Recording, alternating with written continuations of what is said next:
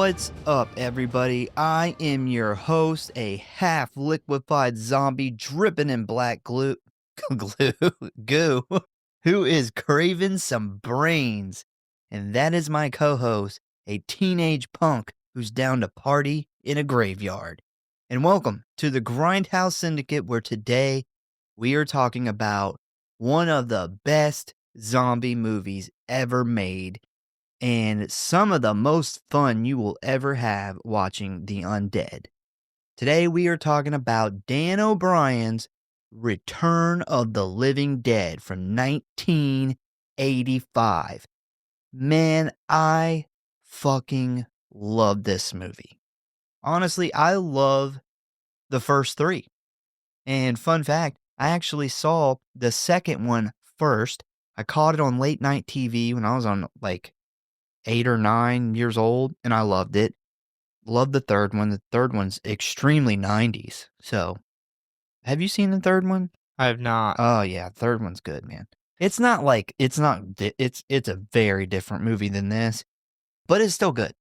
This movie, my favorite part, what makes this movie for me, is it has such a Tales from the Crypt, like horror comic book feel to it. Yeah, I can get with that. With the colors and the way the sets were done, and it just has that awesome fucking Tales from the Crypt comic feel to it. And one interesting thing whenever I was researching it is that I believe he was the art director for the movie. Him and Dan O'Brien were both big fans of the DC horror comics, including the Tales from the Crypt and stuff. Yeah. So he was actually in the interview. Dan was not, but he said that they both shared that same love for those horror comics and had the same view for the movie. So it turns out that was a very intentional thing. And I think it works out great. You know, another crazy thing about this movie is we got a bunch of Friday the 13th cast members in this. We got Thom Matthews, who you will all probably recognize as he's my favorite Tommy Jarvis, but he was in part 6. Then we have Miguel A. Nunez Jr. as Demon from part 5, who, if you remember, he was like, oh, them damn enchiladas. He's got killed in the shitter. And finally, we have Mark Venturi, who was also in part 5, and he was Vic, which, if you don't know who that was, he is the guy who killed the annoying kid with the chocolate bar with the axe. Nice. Holy shit. And to top it off, we have Clu Gulager, who was the angry dad in Nightmare on Elm Street 2. And then the amazing James Karen, who you probably know from the Poltergeist. So Miguel Nunez, he was in part 6. The other the guy you just mentioned, he was part 5. He's the one who kills Yeah. Miguel Nunez, I did not recognize him. I knew him from somewhere. He's been and all I could think about was, I'm pretty sure he was the old voodoo guy. He was in Scooby-Doo. Scooby-Doo. Yeah. And that's the only place I could think of him from for some reason. And I don't know how, with the 80s fucking Jerry curl fucking Prince look he had going, that I didn't pick him up. He doesn't get enough recognition, I don't think, because he's been in some pretty good movies. I mean, I don't know where he went between Friday the 13th and Scooby-Doo, because there's a big gap in time. I'm sure he was in some stuff, but man, he's been in some good horror movies. Well, fun fact, when he did this movie, when he got this part, he was homeless. Yeah, I seen that. He literally didn't even have a fucking place to live. He had just gotten to LA and was homeless. And I guess this was his first big part. Yeah, I like him. I love the whole cast. Well, I'm not going to say the whole cast because there's a couple kind of more throwaway characters or stuff that I don't really care about, but I really love the main cast. Yeah, we get Lena Quigley. Yeah, and her titties. Yeah, she's in a movie. Her nipples must be in it. She is I don't know if she's ever been in a movie and not been naked in it. Probably, I feel like was she naked in, 'cause she's Yes. in Yes. she was, in that Christmas movie. Why can't I think of the name of it? Silent Night, Deadly Yeah, Night. yeah. I don't I'm remember her pretty being sure she was naked. naked in that. Yeah, I don't remember. I'm pretty sure she was naked in that. She was naked in this. There was a movie I was telling you about that came out on Vinegar Syndrome, but she's naked like the whole movie. I can't remember the name of it now. It's like something sisters. She's, Demon Knight. Demon She puts Knight. the She tube gets of lipstick in her Yeah, nipple. she's got the most famous boob prosthetic, I think, Yeah. in all of horror. I've seen her in the interview, and I've seen her in other interviews, but in the interview for this, and she totally doesn't give off that vibe of, like, just a slutty girl who wants to be No, she naked. doesn't. She's just awesome at being in horror and Yeah. being naked. Yeah. So, a few things to talk about before we get going. So, next week is the start of Fan Appreciation Month, where all month long, the movies that we cover are picked by you guys. And this is your last chance to submit what you want to hear. So, get those in ASAP. Also, get you some fucking Grindhouse Syndicate shirts. You can find them at our website at Grindhouse.Horror.Pod.com. Just click on the shop. We will be putting them on the social media sites soon. As soon as I figure that out. It was on our YouTube channel, but Google got really complicated and wants us to jump through a bunch of hoops, and we got to figure all that out. And it's a big fucking. We're not computer people, so it takes us Thanks a some. lot, Google. Yeah.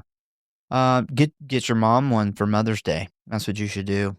There's Yeah. pink ones. There's pink ones. Of course, all the proceeds go to help it pay for the show because this shit ain't cheap. Also, the last thing I got on my list is a big one. We are going to be covering a very big 2000s movie soon. And we are going to have one of the cast members of that movie on the show. Now, we're not going to tell you who or what yet.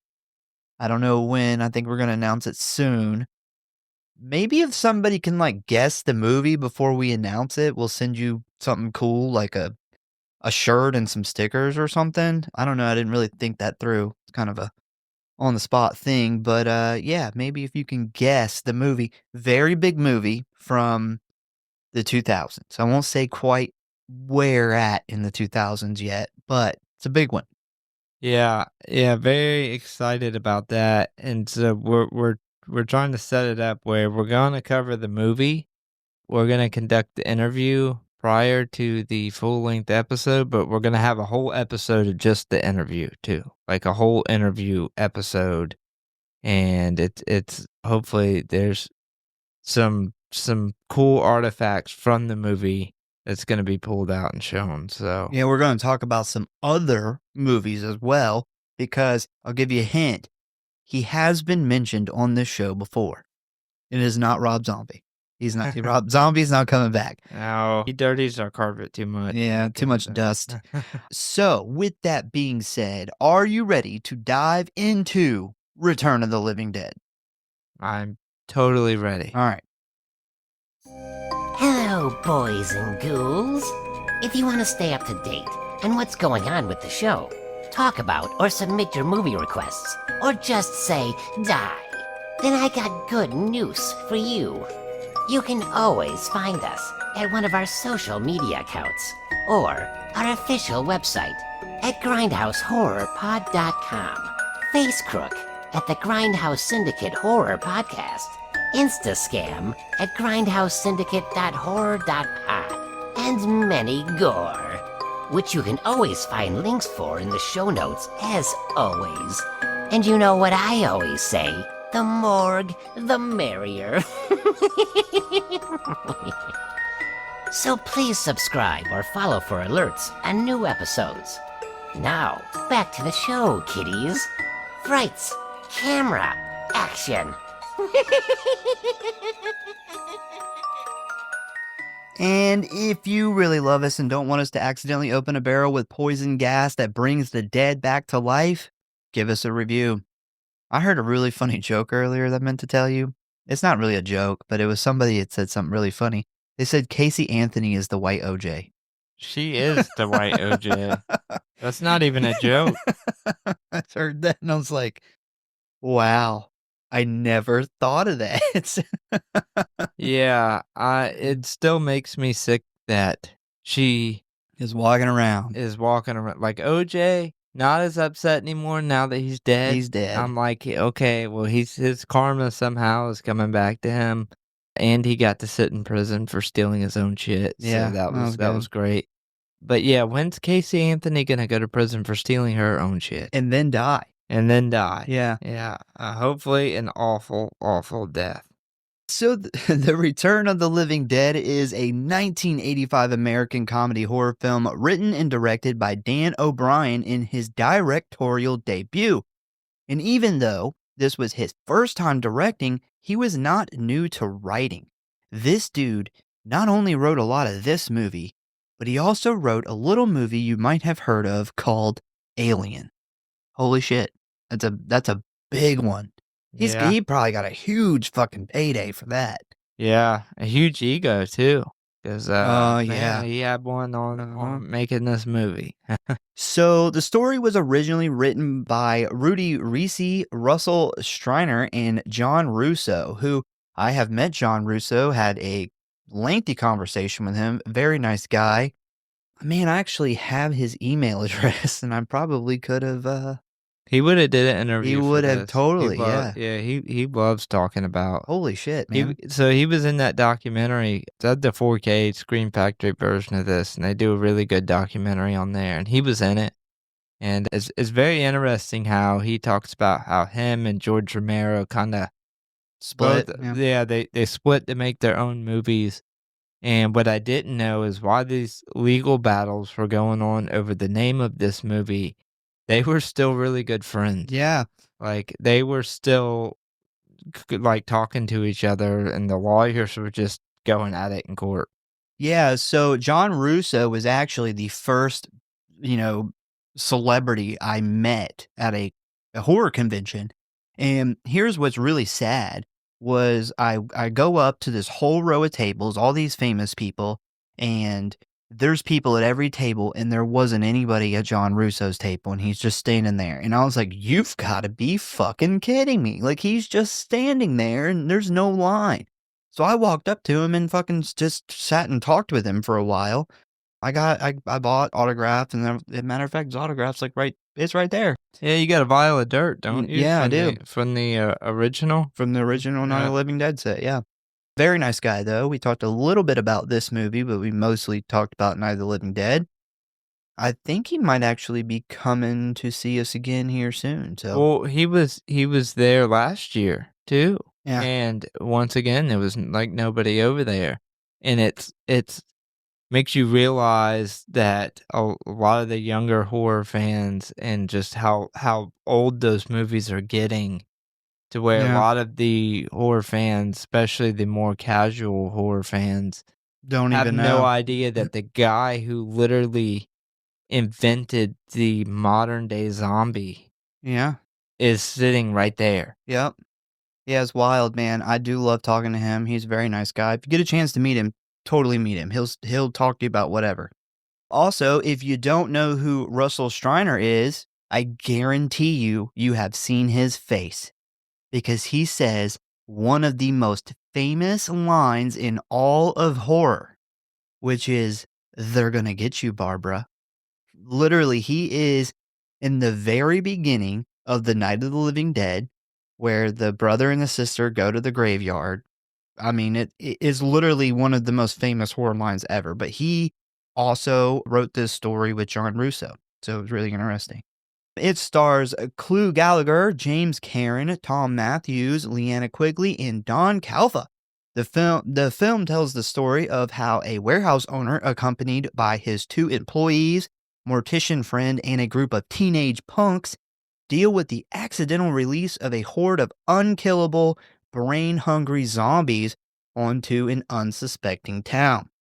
The film is known for introducing multiple popular concepts to the zombie genre, like zombies eating specifically brains as opposed to eating any other form of human flesh.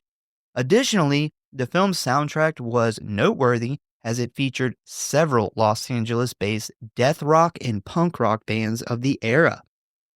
Anytime that you have 80s punk kids, there's always somebody carrying around a boombox. Yep, that was a thing back then. Gotta get a lot of the 80s punk. It was produced by Hemdale Film Corporation, Fox Films, and Cinema 84. It had a budget of $4 million and a box office of $14.2 million. The Return of the Living Dead story was originally a novel written by John Russo, simply titled Return of the Living Dead, which served as a follow-up to Night of the Living Dead, which Russo co-wrote with George A. Romero. When Russo and Romero parted ways after Night of the Living Dead, Russo retained the rights to any titles featuring Living Dead, while Romero was free to create his own series of sequels, beginning with Dawn of the Dead in 1978. Interesting fact here, Russo and producer Tom Fox originally planned to bring Return of the Living Dead to the screen in 3D, and it was to be directed by Tobe Hooper. Yeah. Holy shit. Yeah, so I don't know if you have any details on what caused Tobe Hooper to drop out. I do. But he was working on a little-known movie called Life Force, Yeah. which I have come very close to covering quite a few times on this show, and it will be covered, I imagine, in the next year or so. Or so. So sometime around there. But I've almost picked it. You know how I am. I don't plan, like, I go off a feel. Like, when it's my pick, I go off a feel based off of our previous movie, and that is one that has almost been picked quite a few times. So I do wonder what a Tobe Hooper Return of the Living Dead would have been like. I do wonder, but at the same time, I'm glad it didn't happen because this is a great movie. It is. And so Dan O'Bannon, he wrote this screenplay, and John Russo actually even said he was one of the people who didn't think it was going to work. When he read the screenplay when it was transitioned over to a screenplay, he said he happy to admit he was wrong, but when he first read it, he didn't get it. He didn't think it was going to work because it has horror and comedy elements to it, and they, like, half of the cast was like, I read it and loved it, and the other half was like, yeah, I didn't know what the fuck was going on. But because Tobe Hooper dropped out and he ended up directing the movie, they said that that's probably what made the best version of this movie possible, because the guy who literally wrote the screenplay actually ended up being in the director's chair for it. Yeah, so the reason that Tobe Hooper ended up dropping out of the movie is because the studio had problems getting funding for this project, and it took too long. Hooper ended up backing out and going over to Life Force. Thankfully, though, Life Force's co-writer, which was Dan O'Brien, was brought in. He polished up this script, changed a bunch of stuff, and he ended up getting offered to direct the film, which he accepted. Now, according to all accounts on set, O'Bannon was a complete asshole to the actors and the crew, and they found it really hard to get along with him, even to the point where Clu Gulager, who plays Bert, physically fought him. Some people even say multiple times, including Dan O'Bannon. So he said, though, pretty much, yeah, we got in a lot of fights, but he did an amazing job, and I'm willing to take a couple punches for a really good performance. So I will say, though, despite how terrible he sounded, I did see an interview with him, like, much, much later on, like right before he died, where he did express remorse for how he was, and he even admitted that this experience taught him how not to direct cast and crew. So at least he acknowledged it and he learned from it. Yeah, there was a whole issue with the special effects team got fired halfway through this because he was fucking super shitty to them and had to bring on a whole new one. And they said that he just did not know how to talk to people.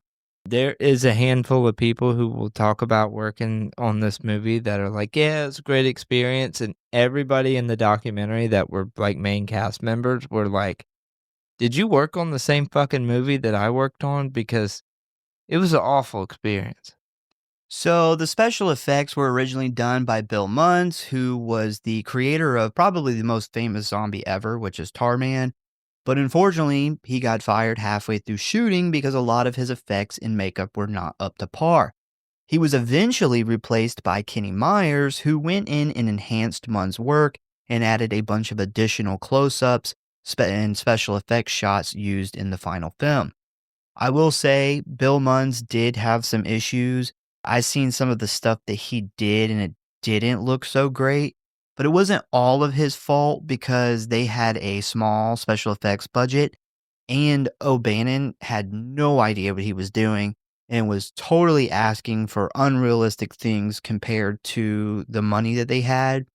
Kenny Meyer has actually said in the past that Munn did have some trouble, but it definitely wasn't all on him.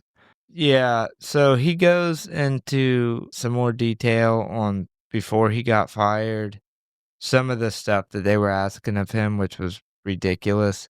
But Kenny Meyer is in that documentary as well, and he said he spent the better part of his career kind of trashing him. But he said now that he looks back on it, that he was completely wrong about that. He's like, they were asking him to do things that cost $5 and giving him a quarter and trying to make him work magic out of stuff that there just wasn't money or time for. And now that he looks back on it, he says that the work that he did do in that movie was great for what he had to work with. Although the movie is set in Louisville, Kentucky, it was actually filmed in Burbank, California and downtown Los Angeles, which for me personally, I had thought the movie was set in LA for years. Like I don't know. It doesn't look like Louisville, Kentucky at all to me, but that's just me. So the Return of the Living Dead was initially set to open in Los Angeles and New York in September of 1985, before gradually expanding through October. But following positive test screenings, Orion Pictures became confident enough to give it a wide release on August 16th, where it was a critical and moderate box office success, grossing a little over $14 million. Now, despite Russo and Romero's professional split, they still remained friends, and Russo knew that Romero was releasing his film Day of the Dead in August. So he didn't really want to compete with that and mess up Romero or his box office. So he originally planned to release Return of the Dead at a completely different time. But thanks to setbacks and reshoots, it ended up dropping less than a month before Day of the Dead. And because Return had a much bigger advertising budget and had a much more modern tone to it, it dominated Day of the Dead at the box office, which caused Romero to actually sue Russo. The lawsuit was eventually thrown out, and thankfully, Russo and Romero remained good friends. I do think it's really, really kind of cool how they split. Romero went on to make Dawn of the Dead, which obviously predated this, but that was his follow-up to Night of the Living Dead. But that both of their follow-ups were very successful. Yeah. And they both went on to do two very successful branches of the franchise. Yeah, extremely different. And they both add something to the zombie genre. Yeah, Romero's is a lot more realistic, a lot more scary. He does a lot of social commentary, Yeah, and Russo's are fun. Yeah, these are just fun movies, and they have that more like that comic book, fucking horror feel to them. The brighter colors and the maybe overwritten characters, but just that fun feel to it. So, Return of the Living Dead was first released on Betamax and VHS by HBO Video in 1986 and on DVD in the UK only in 2001, thanks to overwhelming fan support. In 2002, MGM finally released a special edition DVD in the US with a new cut of the movie, a commentary by O'Bannon, and a documentary on the making of the film. The cover of the DVD case for the 2002 release glows in the dark, which that's cool. In 2007, a collector's edition of the film was released with additional extra features involving the cast. Each one of these releases contained a different soundtrack due to copyright issues. In 2012, Second Sight Films in the UK released DVD and Blu-ray disc versions of the film where the original audio and soundtrack in its original form can be selected. The first time since 2001 a release has had this option. The release had its first insight into the movie with the inclusion on a booklet claimed to be based on Ernie's notes from the events of the film, which was edited from Gary Smart and Christian Seller's publication, The Complete History of Return of the Living Dead.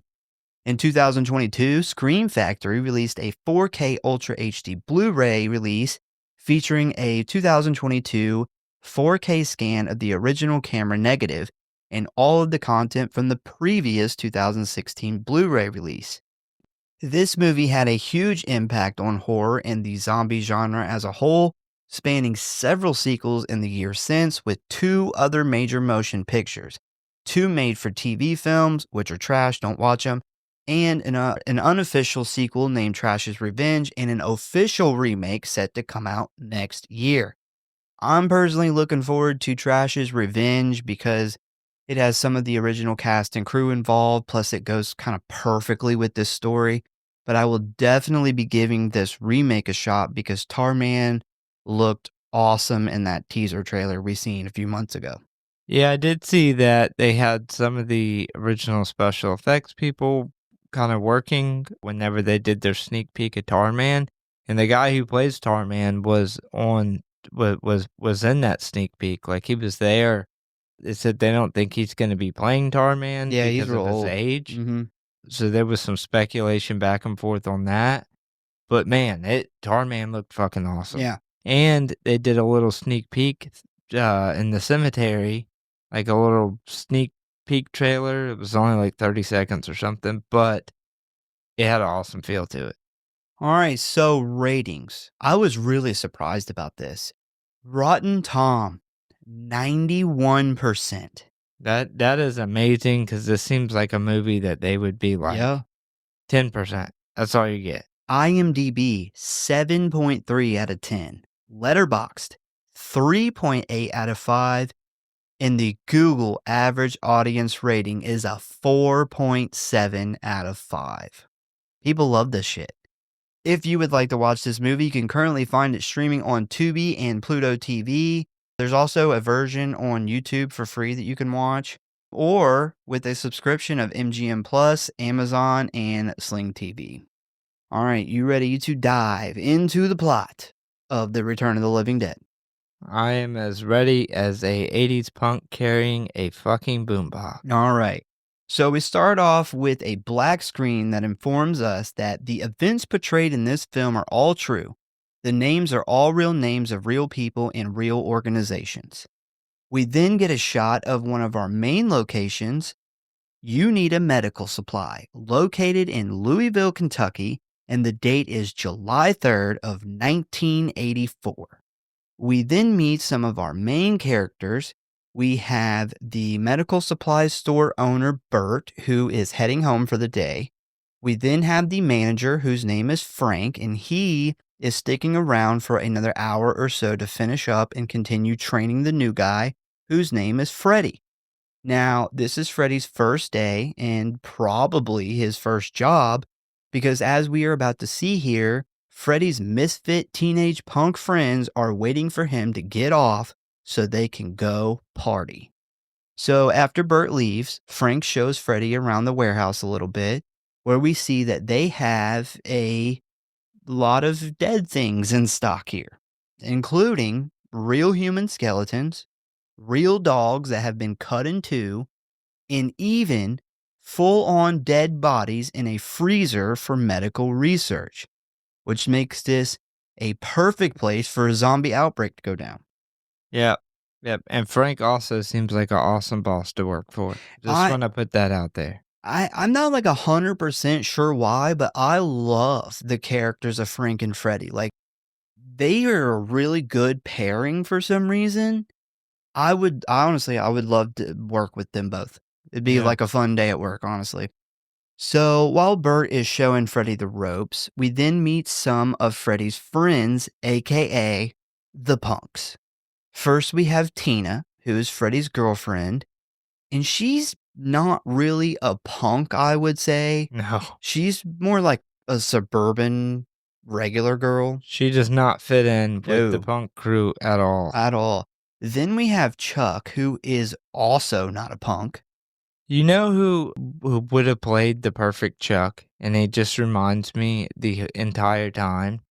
Who's the guy, the actor that plays in Back to the Future, that plays the Michael J. dad? The dad. Oh, Crispin Glover. Crispin Glover. Dude, this guy is Crispin Glover. What does he say in Friday the 13th? Am I like a lame fuck? Or what? Yeah. Something like was that. I a lame fuck? Yeah, something like that. Yeah, like every character he plays is like that. Yeah. That is this guy. George McFly.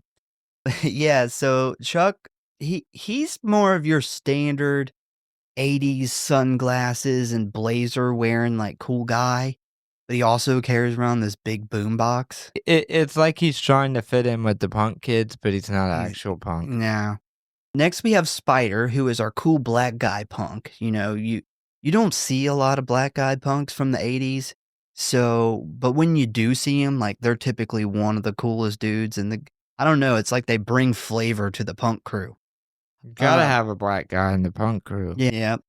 So next up is Scuzz, who is our Mohawk punk. Then Casey, who is what I like to call the bright colors punk, because she's not really into the whole black leather and, chain necklaces.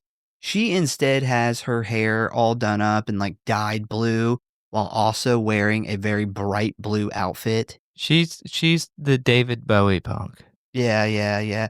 What was actually funny about her is the actress was a stripper, and she met Dan O'Brien, the director, back when he was a writer, and they became friends because he would buy her drugs.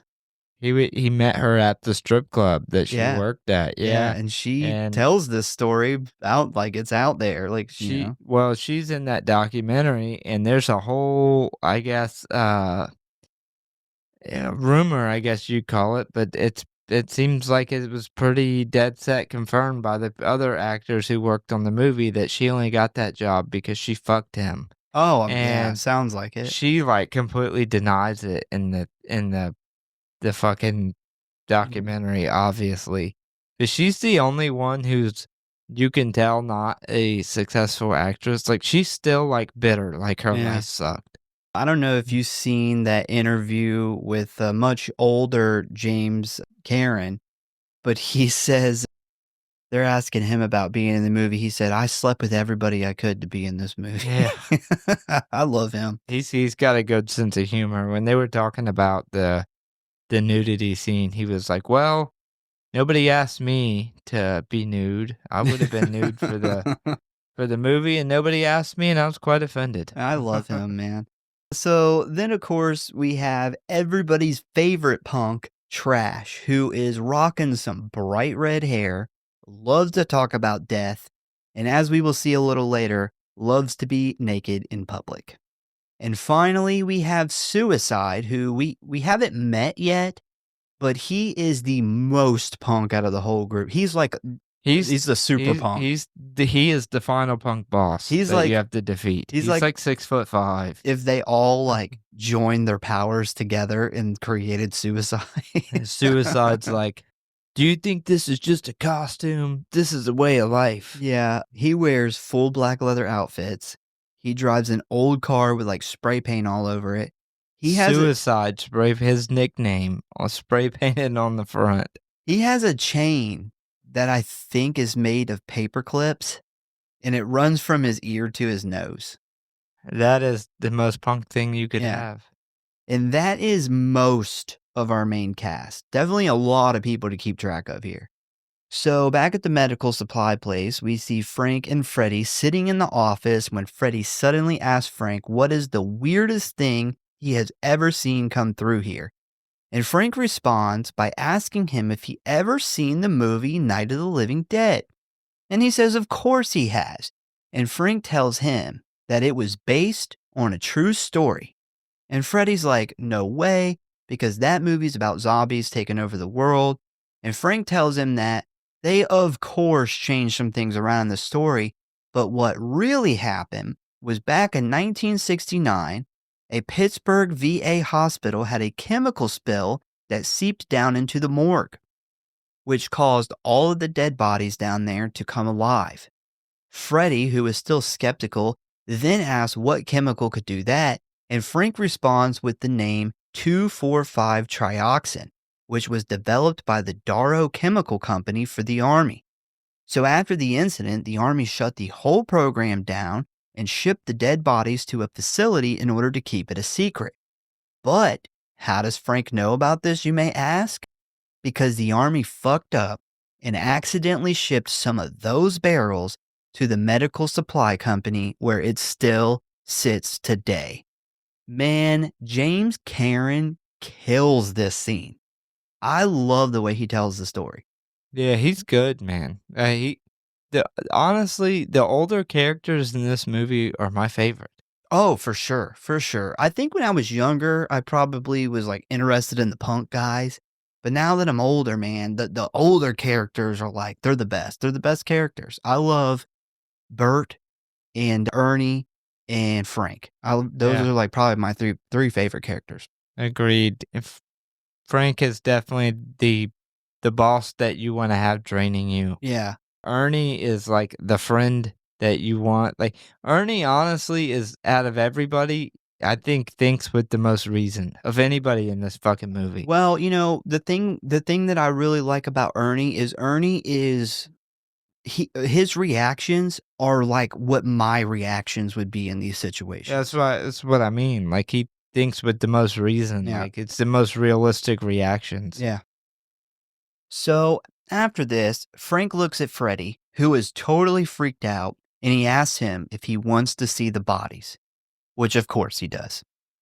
So now giddy with excitement, they both rush down to the basement where Frank walks Freddy over to the corner of the room and shows him 3 or 4 dark green barrels that say, property of the Department of the Army. In case of emergency, call 1-800-454-8000.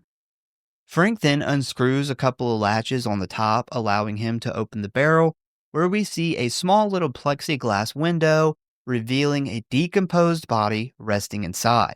And needless to say, Freddy is stoked about this. This would be wild to Yeah. see in person. Yeah, I would be fucking pretty mind blown. I also love how they connected this to the Night of the Living Dead in a meta way before meta was a thing. Yeah, that's why I was saying that I was actually looking forward to the Trash's Revenge because it goes with the story so well. Because in that movie, Leanna Quigley plays the actress who played in this movie, right? So they're basically doing with the Return of the Living Dead what they did to Night of the Living Dead, where okay, this is the movie, and then the real event happens. The meta of the meta. The meta of the meta. And that's why I think that is going to be a cooler story than just like the remake. So after a few seconds of Freddy's excitement, he then gets a little worried as he asks Frank if the barrels leak at all. And Frank, with all the confidence in the world, says hell no, these things were made by the U.S. Army Corps of Engineers. As he then slaps the side, and we immediately see the canister burst open and spray a greenish-gray smoke right in the faces of our 2 main characters.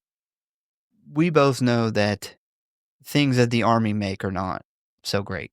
No, people don't realize that the Army doesn't make much at all. They mostly contract out, and they contract to the cheapest bidders. Yep. So everything sucks. And- Most stuff sucks. Yeah, and do not have confidence in something that like if you go to the military supply store, you will quickly see that most of the stuff is you can buy civilian versions of it that's 10 times better. Yep.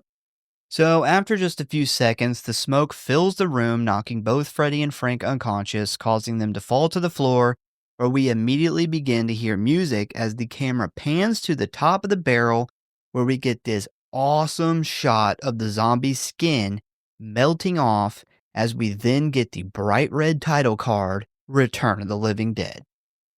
After this happens, we then see the smoke enter the ventilation system of the building and begin to seep into all of the rooms, which we know from the beginning of the film has a ton of dead shit in it. So we got a perfect recipe for disaster here. So after all this, we then jump on over to a very fancy house with 2 military police officers guarding the gate, and we see a man named Colonel Glover pull into the driveway and enter the house. Think it's safe to say Colonel Glover most definitely hates his wife. Yeah, I also thought that there was not a lot of ribbons on that dress uniform for him to have what is he, like a general? He's a colonel. Colonel? Yeah. Yeah, to be a colonel and have like full MP guarding his house at Yeah. all times. He's got like the ribbons that somebody that's been on like 2 deployments would have. Yeah. So I can't remember the actor's actual name, but he played remember the drunk bum in Halloween 3, Season of the Witch. Nah. When he's like talking shit, he's like, yeah, fuck that guy, blah, blah, blah, blah, blah. And he starts like telling Dr. fucking Detective about what's been going on around town. Yeah, when everybody him. else is scared to talk. Yeah. And then he gets killed later by the robots. Yeah. So we then see Glover walk into his office and open this big cabinet with all this computer equipment inside, pick up the phone and inform the soldier on the other end that he will be home all evening. He then heads back out into the dining room and explains to his wife and us that until the missing barrels are found, the military must be able to get a hold of him 24 hours a day, no matter what. So a couple hours later, we then jump back on over to the punks, who are now riding in Suicide's car, headed over to the medical supply warehouse in order to pick Freddy up when he gets off work. I don't know why Suicide is so pissed off Freddy got a job. He's really angry about it. He's like, what job? Why did you get a job? That's a stupid job. Anti-establishment. You can't have Freddy working for somebody else, making somebody else rich. What a sellout. Also does not like being called spooky. No. Very upset about that. But I will say, I will give him the benefit of the doubt here. I would not sit here and wait 2 hours for this guy to get off work. No. Definitely not. So the punks pull up to the medical supply place, but Tina informs everyone that Freddy doesn't get off for another 2 hours. So a very pissed off Suicide announces that he isn't sitting around here for 2 more hours and he doesn't have enough gas to drive anywhere else. The group then decides they can party in this old cemetery across the street in order to pass the time. And I want to point out, the name of this particular cemetery is Resurrection Cemetery. Just very fitting for what is about to happen. I did not catch the name, Yeah. but yes, that's very fitting. Really awesome cemetery. Yeah. If I had to blow 2 hours, I'd go check out the cemetery too. We then jump back over to Frank and Freddy, who have now woken up but aren't in too good of shape. They are drenched in sweat, disoriented, and have a bad cough.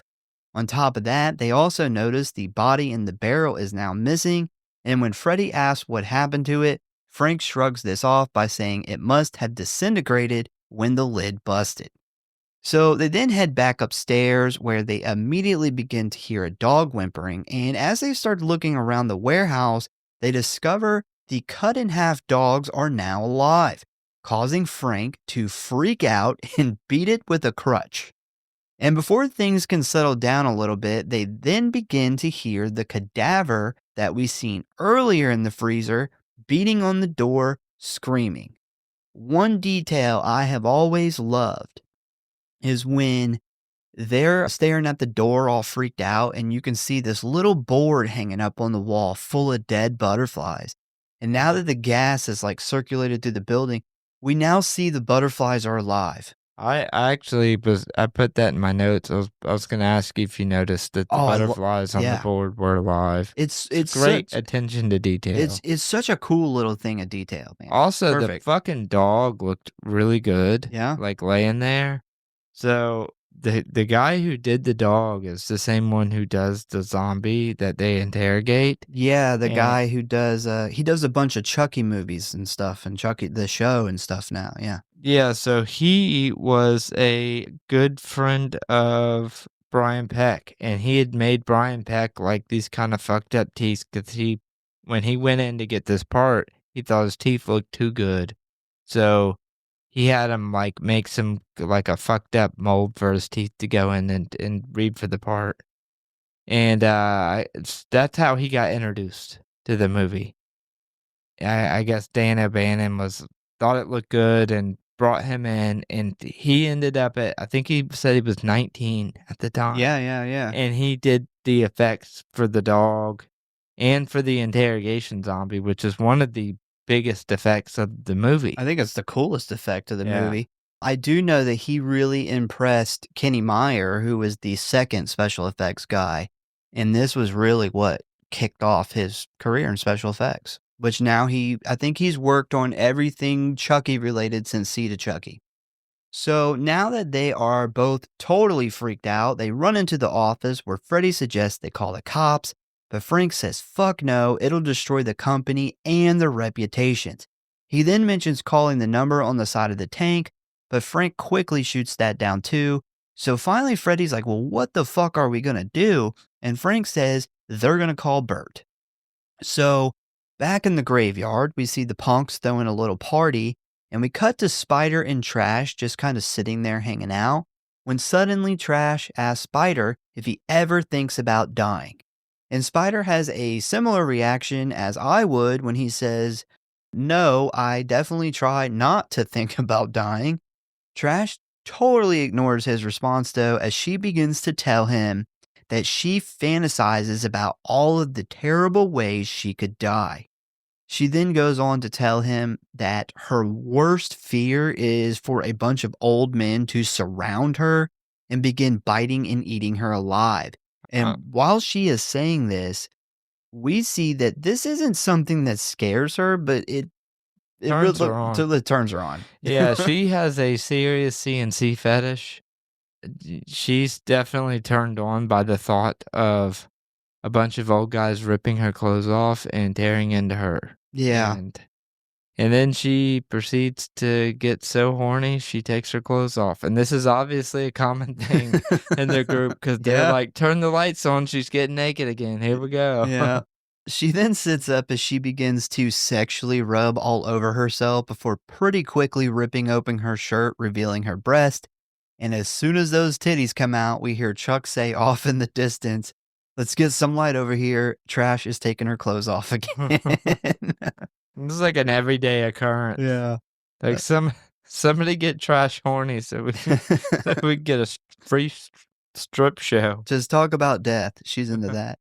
She then gets up and does a sexy walk over to a tomb where she climbs on top and begins to dance to the music as she quickly removes the rest of her clothes, leaving her completely naked. So Leanna Quigley totally improvised this dance herself, like right there on the spot. And despite seeming very confident here, she was actually super embarrassed to film the scene.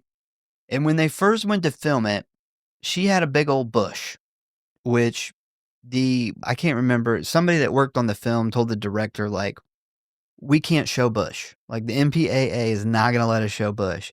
So The MPAA was ahead of the game on the shave vagina. So he had her shave her bush off, completely bald. And now you could see her full on vagina, especially during the dance moves. Like it got really fucking graphic. So they were like, well, this is worse. So what they ended up doing is creating kind of like a see-through underwear with a very small pad that they placed over her vag. So she's not actually naked in the movie, like completely naked. She's pretty naked, though. But it looks, but yeah, there is some. It looks just like she is naked. I mean, Yeah. They literally covered her vagina with something that just looks like she has a shaved vagina. It's literally It's just a just little it literally goes just right over the lips it of just the looks like vagina. she's just got an innie. Yeah, bro, Yeah. she's Yeah. just got an innie now, Yeah. and this is another thing that the first special effects guy complained about, because this wasn't supposed to be the case, and he's like, "Now I had to build this thing, and now this is one guy in my crew has to spend 45 minutes doing fucking blending makeup on a tiny little thing to cover the vagina up." Like, that's another example of shit that was not in our time that Yeah. we already didn't have time for. So back at the medical supply store, we see that Bert has arrived and he is pissed about the gas leaking out. And now they have this reanimated corpse banging on the freezer door. So he decides they're going to open the door, let it out, in order for Frank to bash its head in with a pickaxe. Because remember, that's how they killed the zombies in the movie. So they all get into position, and Freddy opens the door, and we see this very yellow, naked corpse come flying out of the room, run right past Frank, who is a total emotional mess, and tackle Bert to the ground. I love that this thing goes right after Bert. Well, Like, he's, like, demanding them around, like, "Just man up, here's the and he axe, just hit hides, it in the head." like hides behind the Yeah, he shelf. goes and hides, and then it literally runs straight for Bert. Yeah, so Freddy and Frank run over and they pull the zombie off and they throw it to the floor and they're holding it down while Bert grabs the pickaxe and slams it right into the back of its head. But they pretty quickly realize that this isn't going to work, considering it is still very much moving and attempting to get free.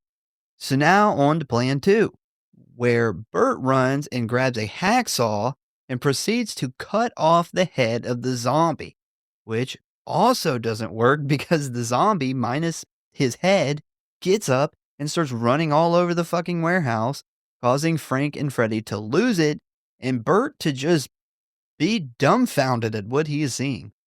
I gotta say, cutting the head off may not kill the zombie, but it does make the zombie kind of Less, useless. It can't get your brains if it That's doesn't have true. a head, so but it will make all a mess that you have to clean up. yeah, if like a you big would've just kid. stuck to the cutting the heads off, though, that's a solid plan. You just bunch of blind zombies who can't hurt you running around.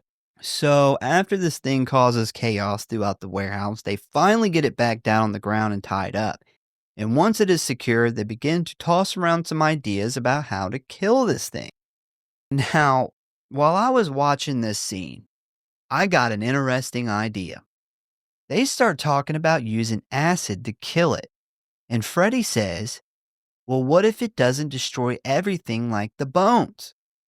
And that made me think about the skeletons that are hanging up in the warehouse.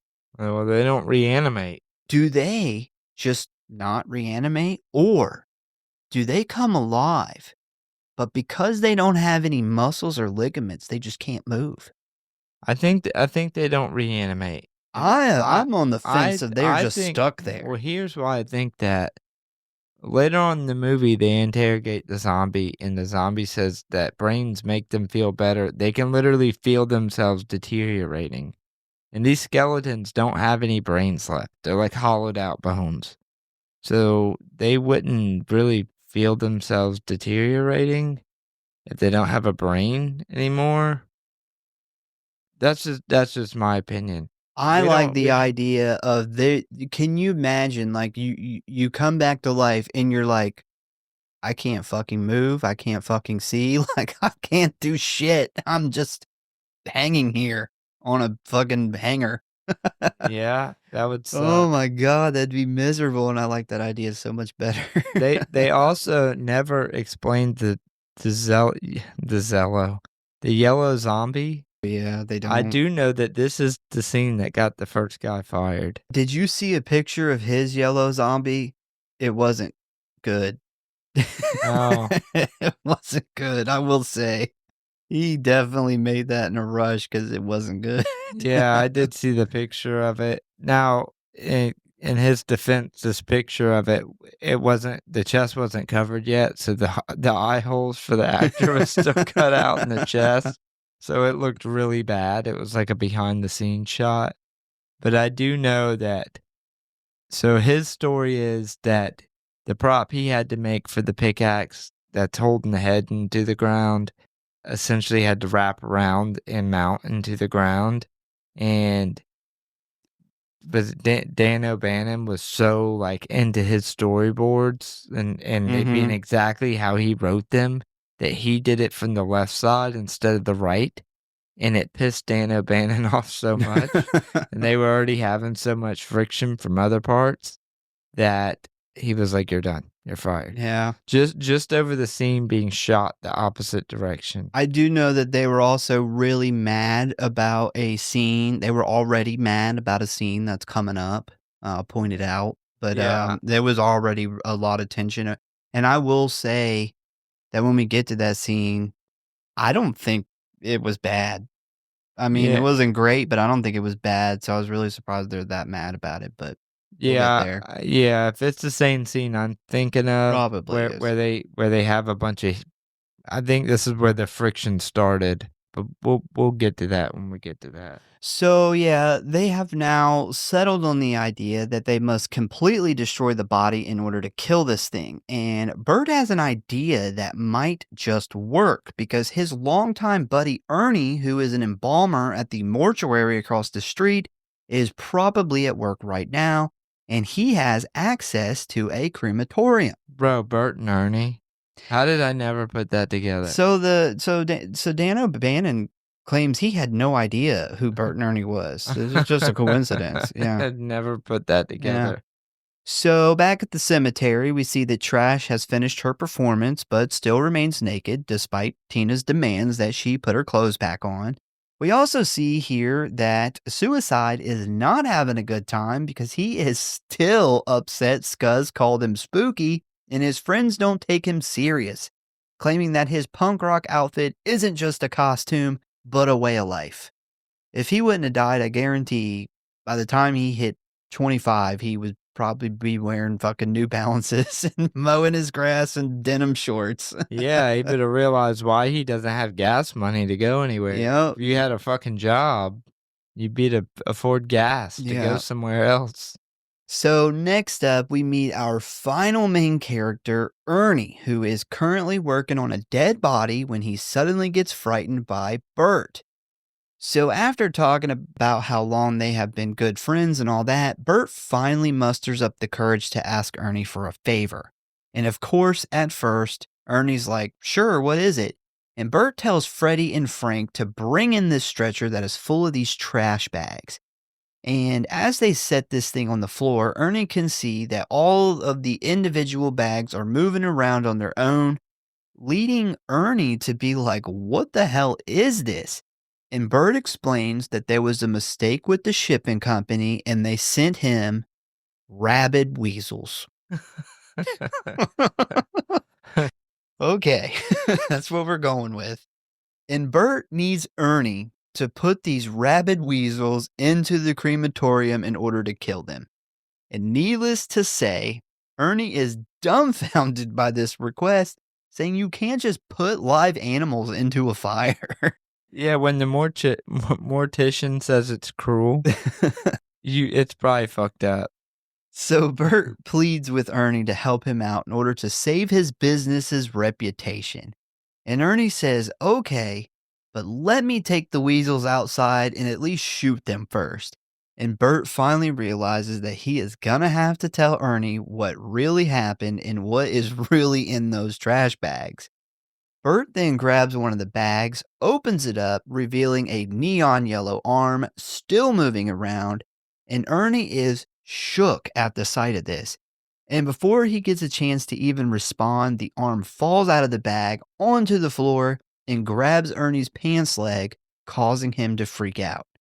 Bert then rushes over to help him, and the arm has such a tight grip on Ernie's leg that when Bert pulls the arm free, it rips Ernie's pants.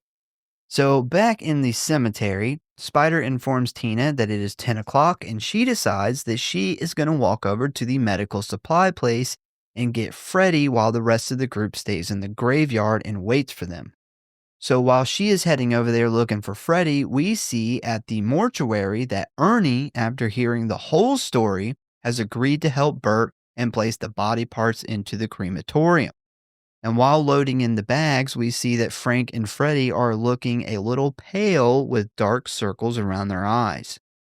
Ernie then turns the heat way up to burn all of the evidence as he then slides the pieces inside, and the zombie burns away, and we start to see this bright green smoke come pouring out of the chimney, heading straight up into the sky, where we also see a storm cloud is brewing.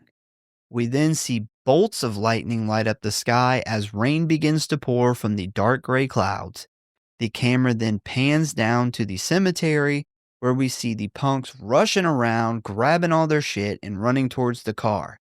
And for some odd reason, the only piece of clothing Trash can find is her jacket, which gets stuck on a branch, causing her to leave it behind, leaving her still completely nude except for those leg warmers. She definitely got that stuck on that tree on purpose. Yeah. And so, for one, I love the green smoke. It's so like Tales from the Crypt. It's just got that fun comic vibe to it. So the lightning was I think it was the art department director had just worked on the original Terminator, and they had built this big ass Tesla coil for The back for in the time lightning. scene. Yeah. Yeah, we for come the back in time. the original Terminator. And that's what they used for this scene. Yeah, it's to real make cool. to make the real lightning. Yeah, it's awesome. Little bit of a Terminator and Return of the Living Dead connection there. Yeah. And I also must say the fucking set for the cemetery is phenomenal. Yeah, it was like an olive grove or something, and they rented every tombstone Universal Studios had and then built some just to build this thing. Yeah. It looks fucking great. So once all the punks make it inside a Suicide's car, they begin to complain that the rain is making their skin burn. So obviously, the rain became contaminated by the smoke, which has now gotten all over the group and has now begun to soak into the ground of the cemetery. Also, a really funny one-liner here that's like easy to miss is when they get into the car, Spider yells at Suicide to roll the windows up to keep the rain out. In a half like angry, half ashamed, Suicide yells back that he doesn't have any windows because he busted them all out. Yeah, I love that. Love that. Like, just the way he delivered that. Yeah, he's Just like, fuck. you can't. Busted them all out. Yep. We then see Tina escape the rain by heading inside the medical supply place, where she finds that it is totally empty. Back at the mortuary, all of these zombie remains are burned up, and Bert is stoked, thinking that his problem is finally solved. Now, all they got to do is head back on over to the warehouse and clean up. But when he attempts to get Frank and Freddy ready to go, they inform him that they are too sick to move. And this is where they reveal that the gas hit them right in the face and knocked them out cold for a few hours. Frank then begins puking his brains out, and Ernie says that he is calling an ambulance. We then jump back on over to Tina, who is walking around the warehouse, where she begins to notice the mess that the yellow cadaver made after escaping the freezer. As she continues to look for Freddy, she heads down into the basement, where she quickly discovers the busted open barrels in the corner. She then hears a sound from the other side of the room, and as she turns around to look, she spots a skinny, rotted zombie covered in black slime who looks right at her and says, "Brains." And this is, of course, our boy Tarman, who is the face of the franchise and one of the coolest looking zombies in the whole movie. He looks dope. And remember in the story, he's been sitting in there since what year was it? It's been Is it 15 since years, 14 yeah. or 15 years. Yeah, so he's been sitting in this tub of like slush for all that time. Yeah, and then we see at the beginning when the oxygen hits his, like, what skin he does have just melts away. Yeah. Yeah, I love how they were like, "Well, let's put this pickaxe through their head." That's what works in the movie. When the army literally had to put these things in tanks because they couldn't destroy them. Yeah. So Tina gets freaked out and attempts to run upstairs with Tarman chasing behind her, but right as she reaches the top, she falls through a broken step, which drops her right back down into the basement where she finds a metal closet to hide in. Interesting fact is the actress did not know that that was a false step. The director didn't tell her on purpose, and she really did fall through that. And she kind of got a little hurt. And the guy who plays Bert, this was one of the reasons he fought Dan O'Bannon. Well, so she was like 19 when she Yeah. did this movie. She said when she did her initial callback that Dan O'Bannon invited her to his house, and that she got to his house and she was already a little concerned because this had never happened. Like, she's like, "Why am I having to go to his house?" Yeah. And she said she gets there and there's a gun sitting on the table. So she was already kind of like, That's she's weird. like this LA Hollywood girl, and she's like, "Why is there a gun on the table?" So not only that, there was pornography playing on the TV. The creep factor just And- skyrocketed. And she was like, "Oh my God, I forgot." She said she don't even remember what excuse she had, but she took off there. I And can she see ended that. up getting the part anyway, but she tried to play it off as like, "Well, I found out later Dan O'Bannon's like a big gun collector," and she didn't acknowledge it. He's I also guess a he big was porn collector. big porn collector too. Yeah, I'm pretty sure that he was trying to fuck her to get her that Yeah. part. But yeah, that's pretty fucked up. Yeah. So then I guess for payback for her dipping out, he did not tell her about Yeah. this false door. That's so fucked. Yeah. So meanwhile, outside, Suicide's roof begins leaking, allowing all of the rain to start pouring in, causing the punks to abandon this plan and run into the medical supply building for shelter. As Tarman attempts to bust open the closet door, the punks hear Tina screaming from the basement and run down to help.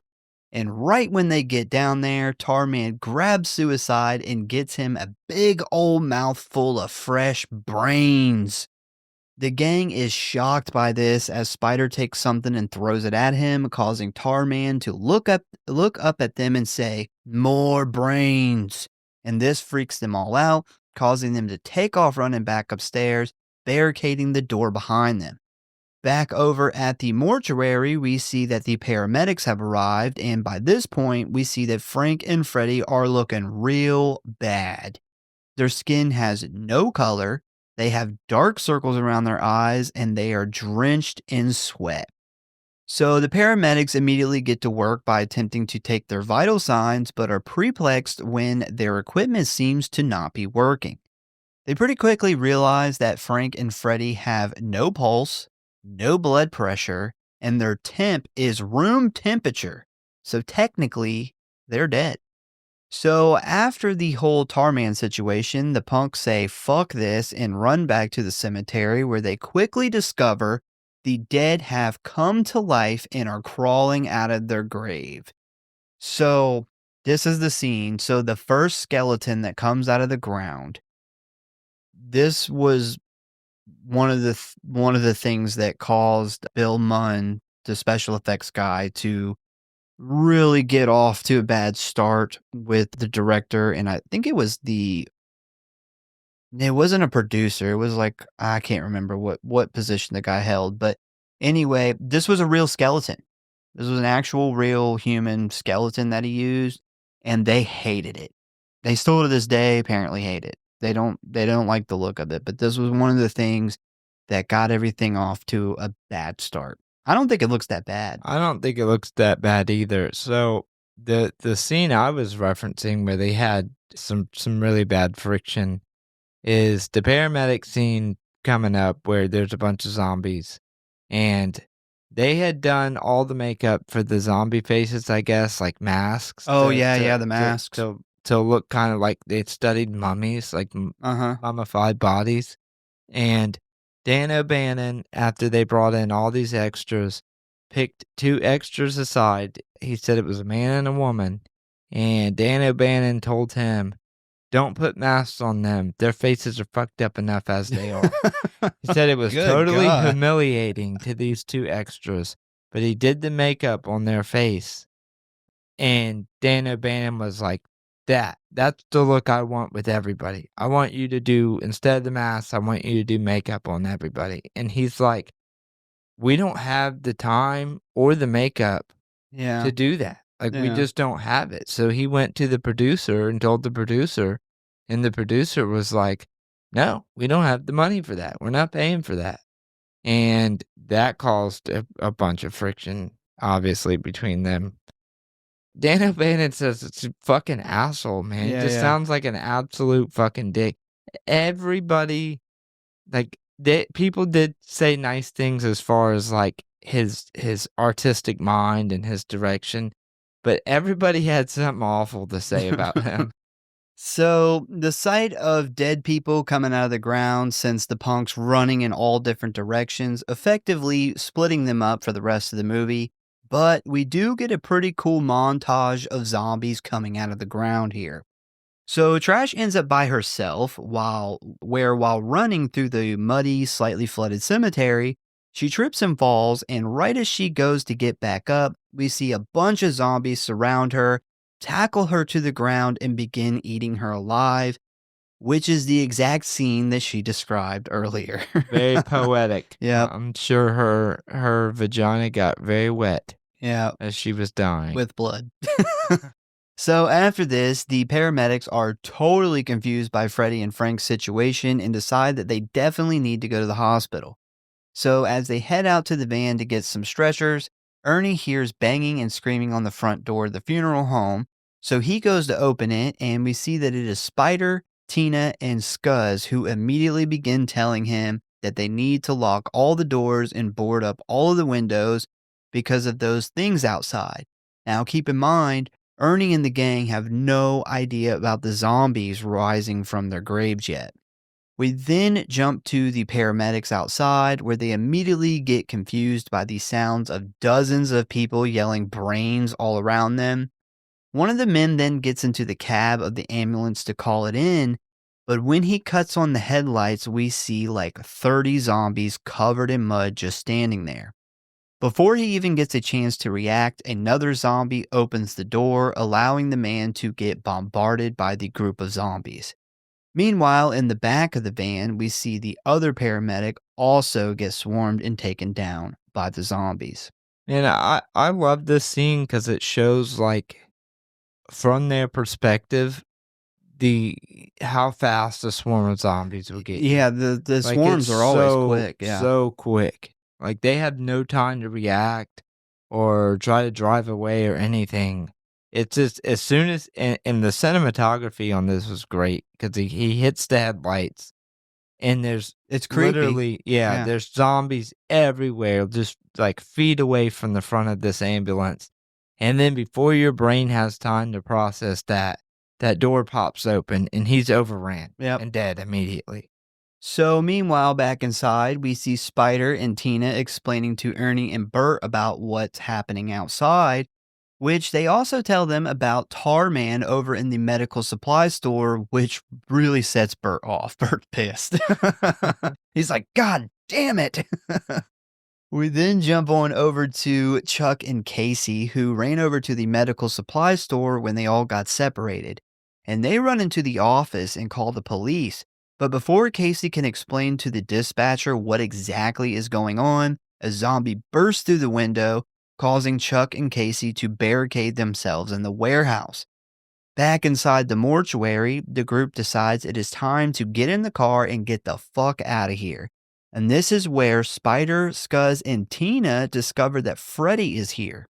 While Tina and a very sick Freddy reunite, Ernie grabs his gun and heads outside to get his car and find out just where in the hell the paramedics went. While looking around the abandoned ambulance, he discovers a zombie sitting on the ground eating one of the paramedics' brains, which looks really good, I thought. Yeah. Yeah, it looked really fucking good, and I found out that they apparently paid the extras an extra $5 if they would eat real brains Oh, yeah, and went yeah. down and got, like, pig brains.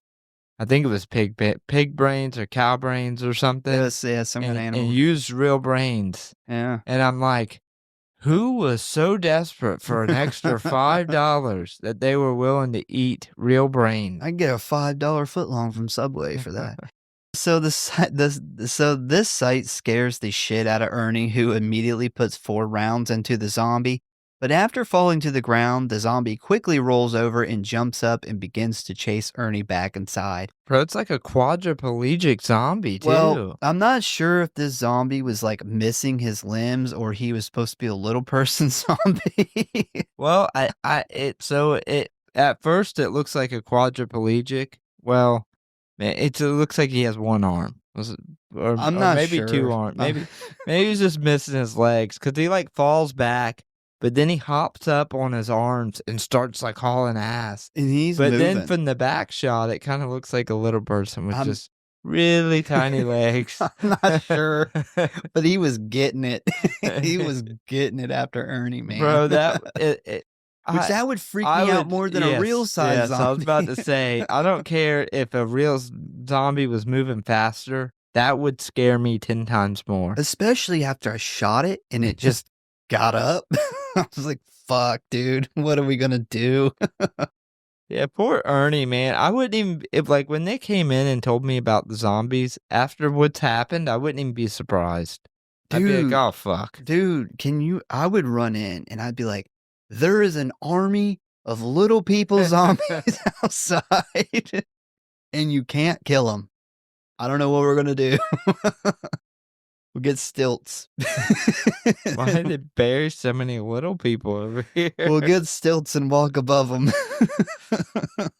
Well, that might be if they were all little like that, that might be a good option.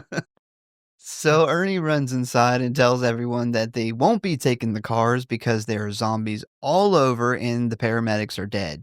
He then attempts to call the cops, but unfortunately for them, the phone lines aren't working. So now realizing that they are stuck in the mortuary, they decide to begin securing the place and looking for weapons. We then get this great scene where we see this zombie just munching on what's left of the paramedic's skull, which looks awesome. It's one of my favorite effects of the movie.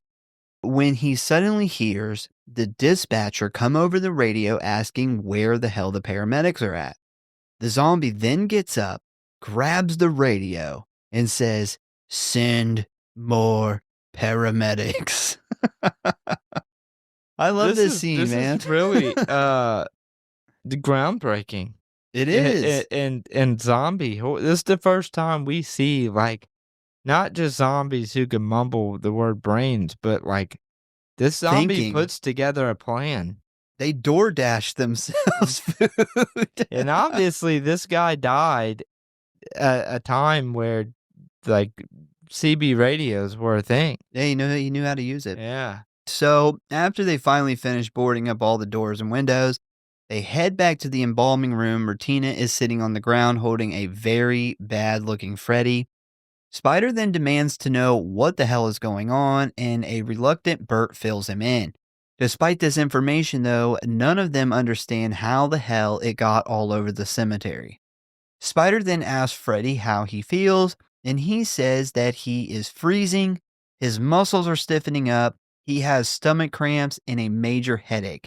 And Ernie recognizes what this is immediately. He then pulls Freddy forward, instructing Tina to lift his shirt up, where we see most of Freddy's back has become one big yellow, red, and purple bruise. And this is known as postmortem lividity, aka liver mortis, which is when your blood is no longer moving through your body and has now pulled up at the lowest possible point. Yeah, oxygen takes it down to your lowest capillaries. This is the second out of 3 stages of postmortem changes your body goes through before I don't remember what it's called, but it's where your tissues begin to break down. I'm pretty sure you start to see the effects of blood pooling anywhere from like 30 minutes to 2 hours. So if I were to take a scientific guess, Freddy physically died about 3 hours ago. Bro, what if he had a postmortem boner? Yeah, maybe. He's like, my muscles are stiff. My cock's Yeah, my stiff. dick is stiff and I'm not even turned on. Yeah, Freddy has moved into, it seems like to me, Freddy has now moved into the third and final stage, which is rigor mortis, because you have like algor mortis, liver mortis, and rigor mortis And is the wiener three. mortis. So it looks like he probably actually died about 3 hours ago. Yeah. Surprisingly, they do a very good, accurate job at showing the blood pooling. I don't know about the yellow, but I do know that the blood pooling is like red, purple, and blue. I No, don't I think think yellow's a thing. it might be. Yeah, yellowing in your skin. Which they said that they had studied some pictures of actual, bodies. Well, And yeah, I that, mean, they did a so really good job, and everything Ernie says is totally accurate. So, they did a good job with this. maybe Ernie was a real mortician. Maybe. So this news is extremely upsetting to both Freddy and Tina and causes Scuzz to freak out and announce to everyone that Freddy is going to turn into a zombie. And right as everyone begins to lose it, they all begin to hear sirens outside from another ambulance. Ernie slides open this little window in order to look outside, where he, Spider, and Bert watch the second set of paramedics get out of the van and immediately get ambushed by a horde of zombies. They then hear a big crash in the back room, and when they run to investigate, they find another group of zombies breaking the wood over the window, attempting to get in. Bert, Spider, Ernie, and Scuzz attempt to beat them back with hammers and pipes while also attempting to fix the window. But a very decomposed old lady zombie manages to grab Scuzz and bite his head, spraying blood all over the wall, which looked awesome. It did. He ends up falling on the floor with the zombie still attached, where Bert is able to chop her in half with an axe.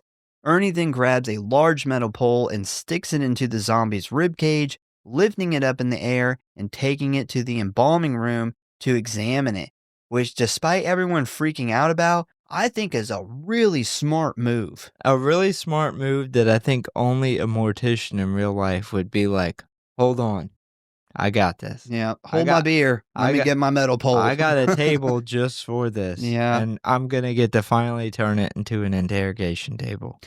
Also, this prop is one of, if not the coolest thing in the movie. Obviously, it was a puppet and it was controlled by 5 different people. Yeah, made by a 19-year-old. I don't know if you noticed, but when it's on the table, you know how the spine is kind of moving here and there? Did you see the fucking like spinal fluid leaking out of it? Yeah, he talked about that. That was awesome. So in the documentary, he talks about he didn't really know what to do with the spine, and he ended up running the tube through it so he could drip out what he said was some type of liquid, which is spinal fluid, but it's literally dripping out on the table during this whole investigation. He said this was supposed to be even cooler. Like I don't know how it could be. The hands were supposed to be like, he said he didn't have time to finish one of the hands, so they had to tie it up in the rope to restrict its movements. But yeah, he said he had like no time to make this fucking thing. I think he said he was already working on this as like a personal project for himself. Yeah, he just made weird shit like that, and luckily the body itself was already built, so he just had to go in and do some animatronic stuff to it to make it move. But yeah, this whole shot is awesome. Yep. We then cut to the embalming room where we see Ernie tying it up with rope, and I'm pretty sure that we get the first ever set of zombie titties in the history of film. They said that this was a whole thing because they set this up, and then they wanted the zombie titty in there, but then it became a whole debate on how long the ratings board would allow them to let a zombie titty on screen, if they would even allow them to get an R rating with the zombie titty. And they were debating back and forth because they're like, well, they'll let us show live titties. Like, is a zombie titty worse to the MPAA, or is it not as bad because it's Oh, dead? that's fucking awesome. I don't know if there's ever been another set of zombie titties in a movie. Yeah, I don't know, man. This was great. I mean, there's been This is- dead titties, but zombie But titties. zombie titties? Like, that's different. That's different than just dead. This is Do good. zombie titties get hard when they get cold or I don't aroused? know. I Or have they just no stay idea. cold? They stay cold. So once she's all tied up, Ernie asks if he can squeeze her zombie titty. He damn sure. He copped a couple feels when he Yeah. was tying that rope. So He is a mortician there's after all. there's somewhere He out works there. a lot of lonely nights. Somewhere out there, there's an extended cut of the interrogation where he's like, "Well, do you get stimulation if I rub?" So Ernie asks if she can hear him, and she answers yes. So then he asks her, why do they eat people? And she responds that they don't eat people, they eat brains. And the reason why they eat brains is because it is the only thing that stops the pain of being dead. Because apparently they can feel themselves rot. So after this, we then head back outside where we see it is still pouring rain, and we suddenly see this big clump of mud begin to move around. And after a few seconds of this, we then see a patch of bright red hair pop out of the mud as this creature stands up. Once it is fully erect, we see some arms stretch up to the sky. And as the rain begins to wash the mud off, we see that it is a now all white, still naked, zombified trash. Really horny. Really, She's like, still I'm horny. literally so dead down, dripping between my legs. A little while later, we see that the rain has stopped and a homeless man is pushing a grocery cart across the street when he suddenly sees the smoke clear, revealing the gates of the cemetery as a zombie trash starts like sexy walking right towards him, where she quickly bites a chunk out of his neck. He had a post-mortem erection. He had a pre and post. Yeah.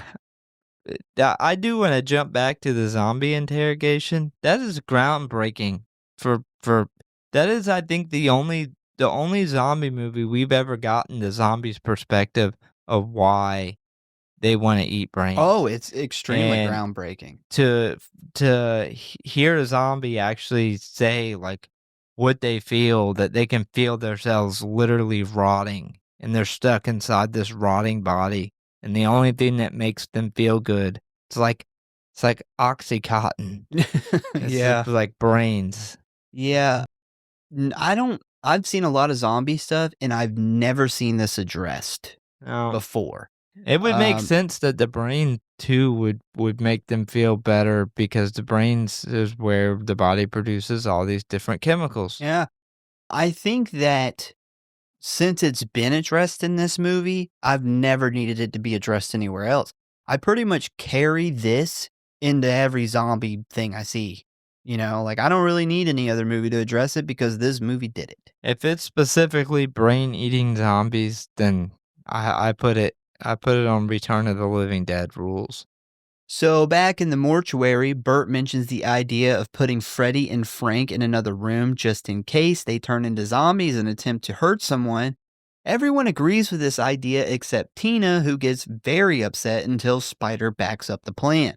Once it is agreed upon, Ernie recommends locking them in the chapel, so they pick up Frank and Freddy and take them there, where Tina, refusing to leave Freddy behind, demands that they lock her in as well. So after that, we then see that because 2 ambulances have been sent out to this place and never returned, The police department has decided to send out a patrol car to find out just what the hell is going on here. After pulling into the parking lot, 2 officers get out of the car with their guns drawn and begin to investigate, where they pretty quickly find one of the paramedics' bodies. But before they get a chance to even call it in, 2 large herds of zombies come from each direction, ambushing the officers and killing them. We then see a zombie reach into the cop car, grab the radio, and say, "Send more cops." I don't know if you noticed, but this particular zombie was wearing like a fancy hotel uniform, kind of like a doorman or like the guy who carries your luggage. Why the hell would you ever want to be buried in that? Because your family hated you? For the love of God, if I die, do not bury me in my work clothes. Put you in an enhanced shirt. Especially if I fucking come back from the dead and this is what I'm wearing. Like, fuck. He just, like, woke up from the dead and started walking back to his job. Like, where are you going? Going to work. Going to the hotel. There's a lot of brains that come in and out of them doors. So, Spider, Ernie, and Bert watch this happen from the embalming room, where they quickly realize that there is no way help is going to be able to get to them. So they start tossing around ideas on what to do next. Ernie then recommends they climb into the attic and barricade the hatch. Despite this being a pretty decent idea, Spider shoots this down. This is a great idea for for the little zombies. Like, they'll never get up there. That's true. They then agree that they need to find a way to get to one of the cars, but they have no way to fight off the zombies blocking them. Ernie then pulls out a jar of really strong acid and says that this might work. We then jump to the chapel, where we see Frank and Freddy screaming in pain as Tina gets really upset, not knowing how she can help. Freddy then lets out one last loud scream as he said, "It hurts more than you could imagine," before suddenly dying in Tina's arms. Tina begins to uncontrollably sob when suddenly Freddy comes back alive and says there is one thing that could ease his pain. Tina then asks him what, and he says, "Live brains," as he lurches towards her and tries to bite her. Tina then acts fast as she throws Freddy off of her and takes off running, but remember, she's locked in there. So Freddy, who is now full-on zombie with like white foam pouring from his mouth, begins chasing Tina all around the chapel. Bert, Spider, and Ernie come bursting into the room, rescuing Tina and hitting Freddy in the face with a metal pole, but this allows Frank the chance to sneak out of the room without anyone noticing. After Spider and Bert battle Freddy for a bit, finally Ernie steps in with the jar of acid and throws it into his face, causing him to stumble back, grabbing his face in pain, allowing them to lock the door back. But this doesn't hold for long as Freddy begins bursting through the door. While attempting to barricade it, Ernie breaks his foot, causing Spider and Bert to carry him back to the embalming room with Tina. Once they get back there, they realize they must flee the mortuary by making a run for the still running cop car. But considering Ernie's broken foot, he's not going to make it very far. So they come up with the idea that Spider and Bert are going to go for the car, drive up to the doors, and Tina can help Ernie into the car and they can all escape. So Tina opens the door and they take off towards the car, beating zombie after zombie on the way. And when they finally reach the car, a horde of like 50 zombies jump on the hood and surround them. Despite this, they still attempt to drive up to the mortuary door, but it quickly becomes apparent that there is no way Ernie and Tina are going to safely be able to get in this car. So Bert has to make the hard decision to drive off and attempt to send help. Yeah, they beat a lot of zombies off, but that's too many. There's no way. And I will give them credit, they did try. No way you can beat that many zombies off at once. You don't have enough hands. Not enough zombie hands or titties. So they end up ramming the car through the cemetery gates, but as they are driving down the street, they run into a huge horde of the undead coming straight for them. I would be like, God damn, how big was the cemetery?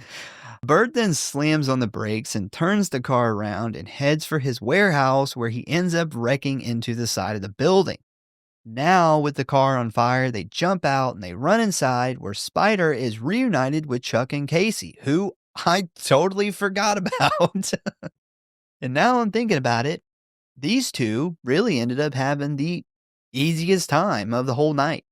Yeah. They haven't had to deal with any zombies since they first popped out of the ground and the whole crew split up at the cemetery. And Chuck still can't get laid. Nope. She Not still, even she by still the. doesn't want not- anything to do. And she was a stripper who did drugs. So back over at the mortuary, we see that Zombie Freddy has gotten free and is running around the building looking for brains. And his face is melted from the acid, so he can't see. He's like running into everything. But the problem that this causes is that he is on the hunt for Tina, who is still in the embalming room with Ernie, who, remember, has a broken foot. So if Freddy gets in, Tina's pretty much on her own. Thankfully, though, Ernie has a plan as he grabs a ladder and him and Tina head up to the attic and wait for help to arrive. We then cut to Frank, who we haven't seen or heard from in quite some time, and somehow he still has enough of his humanity left to go to the crematorium, turn it on, and climb inside, setting himself ablaze. And that is the end of our boy Frank. Man, what a stand-up guy. Yep. He seen what was gonna happen to him, and he literally goes, and there's some foreshadowing earlier when they first get to the crematory. He literally he says to Freddy, he's like, some job I could run this. Yeah, this some favor I could yes, run that. Yeah, he's like, I could run this crematorium, and he ends up proving that. So And he even takes his wedding ring off like a gentleman. Puts it there for his wife, who's probably going to die. So the whole reason that this death takes place is because they allowed James Caron to come up with how his character was going to die. And he didn't want to put on zombie makeup. And he didn't want to do any outside scenes in the cemetery. So he came up with this, which is very minimum. That's why he doesn't really have a whole lot of a part in the movie after he kind of gets sick. This is kind of it for him. I'm tired of doing the makeup. Yeah, he didn't want to do the makeup. And he said he didn't want to do any rain scenes outside, and he didn't want to do any in the cemetery scenes. So this was what he came up with. Not even with the naked Leanna Quigley. And he's so good in the beginning that I'm cool with it. Yeah. Yeah. Let him I go. like him. I love so him. I'm like, let him die an honorable zombie death. He's in the second one as a complete different character. That's weird. Yeah, I love that. I'm pretty sure the guy who plays Freddy is in the second one too. I haven't seen it in a while though. Next, we see a police helicopter flying above the mortuary as a ton of police cars come flying down the street. And as soon as they come to a stop, they get ambushed by hundreds of zombies. The helicopter crew sees this happen and then radios into headquarters that the police are under attack. We then jump on over to the warehouse where Chuck, Casey, Bert, and Spider are all looking out the window when they suddenly overhear the helicopter loudspeaker that this area is now under police blockade and anybody wishing to surrender needs to make their way to the perimeter. Now, considering they can't just leave the building and go to the perimeter, Bert decides the only way to let them know that they are in there is to call the police department from the warehouse. But the only working phone is down in the basement. And what else is down there? Our boy Tarman. Yeah, I'd be like, fuck the basement.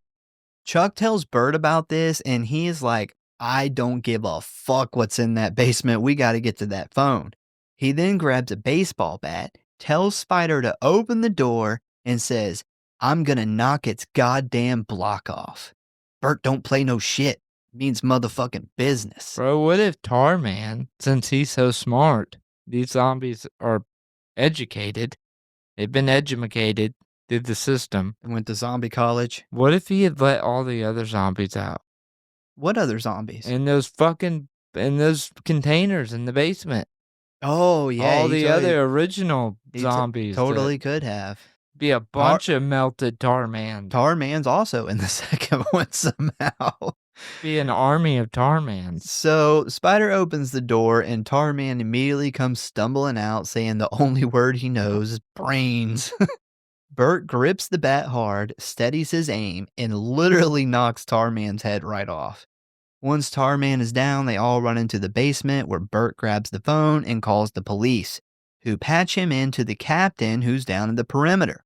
While Bert tries to explain just what the hell is going on to the police captain, he gets interrupted by a ton of commotion as we then see a massive horde of zombies led by Trash running straight for the police barricade. The police attempt to stop them by firing their guns, but it is no use as the officers are quickly taken down. We then see Trash Zombie herself bite into the captain's skull like an apple as Bert realizes what has happened on the other end of the phone. Bert, now realizing the police can't help them, decides to make one last-ditch effort into getting some help as he proceeds to dial the number for the army painted on the side of the busted open barrel. Despite this barrel being 14 or 15 years old, the number surprisingly still works as a soldier pretty quickly answers the phone and takes down Bert's information. We then jump to a sleeping Colonel Glover as a green phone next to his bed begins to ring. He quickly wakes up and answers it, getting a briefing on the situation and asking to have Bert transferred to his line. He then gets on the phone with Bert, asking a bunch of important questions, and after he gets all the information he needs, he then transfers Bert back to the army captain who originally answered the call and heads into his office where he has the big computer thing. After getting a couple of faxes from the Louisville Police Department confirming the outbreak, he then picks up a phone and makes a call to someone a lot higher up than himself, informing the man that the lost barrels have been found, but unfortunately they have been breached. We then see a young soldier at an unknown location answer a phone with urgency, where we hear him say that he is Sergeant Jefferson with the 42nd Special Mobile Artillery. He then grabs a pad and pen and begins taking down a set of special codes and coordinates. We then see a large artillery gun begin to move into place, where Sergeant Jefferson says the target is 134 miles away. Once the coordinates are set, a large artillery shell with a nuclear symbol loads into the breech and the gun fires. Yeah, as two people who were artillery cannon crew members in the U.S. Army, Yeah. we did not shoot nuclear. We know every round they make. Yeah. So 134 miles away is further than any howitzer can fire. Yeah. I would assume this would be HIMARS, which 777 maxed out at, I think, 18 miles. Yeah, so yeah, this is definitely not field artillery. I know that. No, the only thing I can think of is HIMARS. Yeah. Which I worked on HIMARS a little bit, but a lot of stuff with HIMARS is you can't talk about. So I don't know if you can just look up and see how far HIMARS can fire. I don't know if it can fire 134 miles, though. Maybe. That's pretty far. It might. It's Top, pretty big. Top secret. I Pretty know. big. I just can't let you know. Yeah, I mean, they're like rockets, so they probably can. But they're definitely no nuclear artillery shell, I'll tell you that. So we then see downtown Louisville wiped off of the map by somewhat small nuclear blast that somehow only takes out 20 square blocks and kills less than 4,000 people. It's interesting nuclear bomb there. Wasn't a very populated area No. of Kentucky. We then hear Colonel Glover on the phone again, where he says, "I wouldn't worry about the fires, General. The rain should take care of it." And then he says, there have been complaints about burning skin, but he wouldn't worry about it. And the final shot we are left with is the contaminated rain once again soaking down into another cemetery, where we see another shitty skeleton rise from the dirt. Bro, like right before all this military shit, one of my favorite lines of the whole movie is Tina up in the attic and Freddy is out like trying to lure her down, and he literally tells her, "I know you're here because I can smell your brains." I thought that was like one of the most savage lines of the movie. I can smell your brains. We already went through most of the facts. I do have one that we didn't talk about. So The filmmakers had to get approval from Lysol to have Frank spray the stench of death with their product. Lysol liked the idea so much that Lysol could kill any conceivable odor, so they allowed it to be in the movie. I thought that part was so dumb. They're literally coughing Yeah. because they can't catch their breath because the chemicals in the air, and he starts spraying more chemicals into the Yeah. air. I got a good one. So Brian Peck originally wanted to audition for Scuzz, and his agent was like, "Fuck no."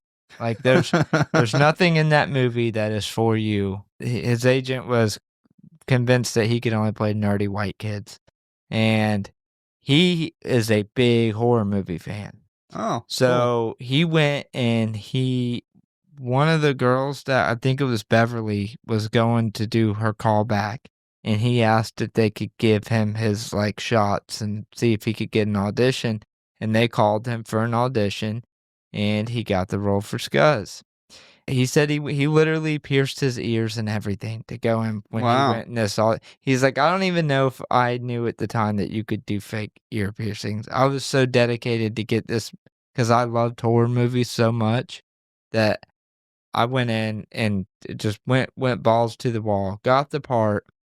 He literally stuck around set. He came there on his days off. He operated, because remember that guy, that 19-year-old guy who built, yeah. that was his friend. So he helped operate all the animatronics for that. He did a lot of the green fog and stuff. He said by the end of the movie, he had worked in every department but the art department, coming there on his days off, being an extra hand because he loved horror movies so much. Well, good for him, because that would be me if I was in his position. All right. And the best part is he said he still had to pay his agent 10% Oh, for a wow. part that his agent wouldn't even let him That go sucks. try to get. All right, so ratings and kill count. This kill count is hard. 4,000. It's a little over 4,000. I did count some of the main kills, which is like 13. We have the yellow cadaver. He was dismembered and burned. You have suicide, his brains was eaten by Tarman. Trash was torn apart by zombies. You have 2 paramedics that were eaten by zombies. Then you have 2 more paramedics that were eaten by zombies. Scuzz had his head bitten by the zombie. You got the homeless man who was killed by zombie trash. 2 cops who was killed by zombies. Freddy, who died from the trioxin 245, and Frank, who died from the trioxin 245. And then there's a fuck ton of cops getting killed. This is a lot. Motherfucking cop killer. All right, so favorite kill, and you were up first. So I went with the first paramedic kill. Mainly not just because of the kill, but we get 2 separate shots of them going back to zombies eating his brains. And then when the cop walks up, like what is left of his brain is falling out of his prosthetic skull. Thought it was fucking awesome. It was one of the coolest shots. My second was Scuzz because the blood splatter on that scene was awesome. Yeah, that was what I got. I have the same exact thing for both, and I was gonna say the same thing. So there we go. There we go. I don't even have to say anything. No, well, that's not a surprise. All right, so rating. All right, I gave this movie a 4.3. I do love the feel of this movie. Like I said, it has that horror comic, which I ended up finding out was completely not on accident, but very Tales from the Crypt vibe or Goosebumps even, with the colors and the awesome feel of it. The sets, the visual art department did an amazing job. Great special effects. Despite there being so many different people and crews working on the special effects, I thought they were all great. Some of the zombies looked incredible. This is one of the only zombie movies where the zombies look so good. Tarman, especially, is a main character of the movie. Yeah. Like, what other zombie movies do we have where a zombie is so fucking awesome that it is a main character of the movie? And probably the most iconic character of the entire movie. I think he's the most iconic zombie. Yeah. Yeah, he's fucking awesome. He's like the only zombie that you can really see and know exactly where he's from. Yeah. Also, one of the only zombie movies where we get the actual perspective of a zombie, of just how, like, creepy and dreadful it is from the perspective of a zombie to feel your body rotting and decomposing, and the only thing that makes you feel better is eating brains. That's something that we don't get in any other movies. I love and it happens with both sets of paramedics and all the cops, how good of a job this movie does at showing a zombie overrun, how quick it is. Like, when those cops show up and they literally draw their weapons and yell freeze and start immediately shooting, they're literally dead within 2 seconds. Yeah. They're done, they're overran. Not a lot of zombie movies give you, like, that perspective of it happens so quick as you're watching it, you don't even have time to think of what you would do in that moment, and it's over. Overall, I think it's an absolute classic, man. It's a great mix of horror and comedy, and my favorite part of it's the sets and the feel. So I gave this movie a 5. This is a perfect movie, man, to me. Like, I couldn't think of a single thing to make it better. I love the characters. I love the sets. It does a perfect job of balancing right in between a horror movie and some comedy. The cast is amazing. It does some absolutely amazing things with zombies. A lot of zombies, man, are your standard kind of slow walking. A lot of zombie movies follow the same formula. This movie did something different and made it work, especially considering they didn't really have rules for zombies back then. Now it's a little different. You kind of typically got to follow a similar recipe, but they were able to really pull it off and make it work. And I love that about this movie. And it's so fun. It's such a fun movie to watch. I had to watch it multiple times this week while writing the episode, and I didn't get tired of watching it. It's just a good time. It has some amazing actors in it that really bring flavor to their characters. And that's what I was saying about the second one is we get, some characters from this one and that one, and they're playing completely different characters, and you're just happy to see them. Yeah, it's weird that they're playing a complete different character in the same franchise, but it works because they're so good. Yeah, I love the movie, man. I think it's a 5-star movie. Once again, we thank you guys for listening. Please give us a follow or like if you enjoyed the show. Check out the website, check out the socials, check out the store. Tell a friend, a family member, or your local medical supply company about the show. We hope to see you next time. You got any last words? Brains. Brains, more brains.